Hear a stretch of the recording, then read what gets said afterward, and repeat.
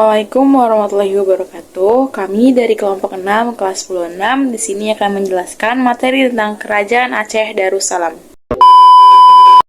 Perkenalkan, nama saya Thalita Rahma Fadilah. Di sini saya akan menjelaskan materi tentang awal berdirinya Kerajaan Aceh Darussalam, kondisi sosial Kerajaan Aceh Darussalam, dan lokasi awal Kerajaan Aceh Darussalam.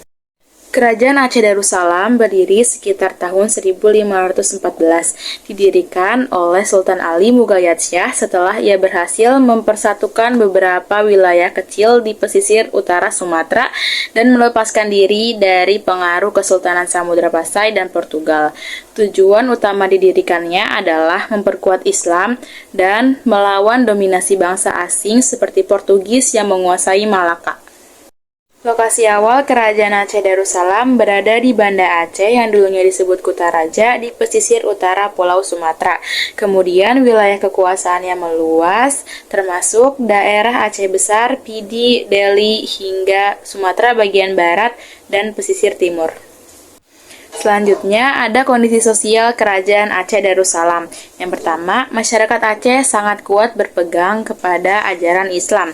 Yang kedua, kehidupan sosial dibuat atas dasar syariat Islam dan adat istiadat.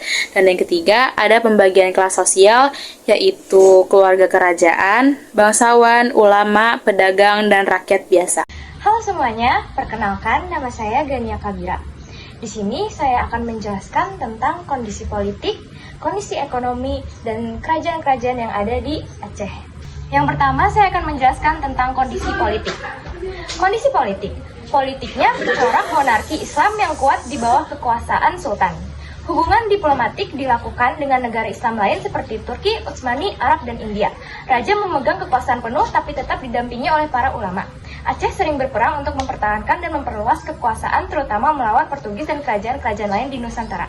Selanjutnya, kondisi ekonomi. Ekonomi bertumpu pada perdagangan internasional karena letaknya strategis di jalur perdagangan India-Tiongkok. Produk andalan lada, emas, kain, dan hasil bumi lainnya. Aceh menjadi pelabuhan transit penting setelah jatuhnya Malaka ke tangan Portugis tahun 1511. Selain perdagangan, pertanian dan perkebunan juga berkembang. Selanjutnya, itu ada raja-raja penting. Beberapa raja atau sultan terkenal Aceh Darussalam diantaranya yaitu yang pertama adalah Sultan Ali Mughayat Shah 1514 sampai 1530, pendiri kerajaan. Yang kedua yaitu Sultan Salahuddin 1530 sampai 1537. Yang ketiga yaitu Sultan Alauddin Al-Kahar 1537 sampai 1571, memperluas kekuasaan. Yang ketiga, Sultan Iskandar Muda 1607-1636. Masa kejayaan terkenal kuat dan bijak. Yang selanjutnya, Sultan Iskandar Tani 1636 sampai 1641 meneruskan kebesaran Iskandar Muda. Yang terakhir yaitu Ratu Safiatuddin Tajuh Alam 1641 sampai 1675, Ratu pertama Aceh masa pemerintahan Pakuan. Sekian dari saya. Terima kasih. Nomor 7, masa kejayaan. Masa kejayaan terjadi saat pemerintahan Sultan Iskandar Muda. Aceh menjadi kerajaan Islam terbesar di Sumatera dan salah satu yang terkuat di Asia Tenggara, menguasai jalur perdagangan strategis dan wilayah di Semenanjung Malaya seperti Pahang, Kedang, dan Perak.